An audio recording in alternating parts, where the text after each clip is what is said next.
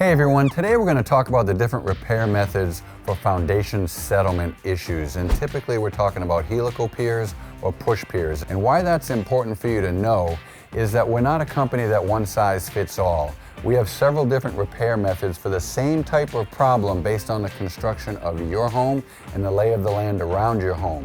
The product we want to talk about first is helical piers. Helical piers are typically used for lighter structures, meaning maybe it's a crawl space wall that's only 3 or 4 feet versus a 9-foot poured wall on a 2-story home.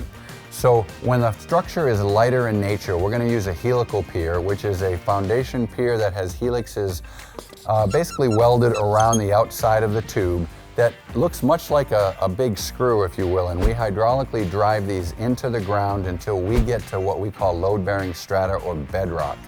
That means that we can now safely transfer the weight of the home off of the soil that has failed it and onto our pier and our bracket, which fits underneath your foundation, your footing in particular.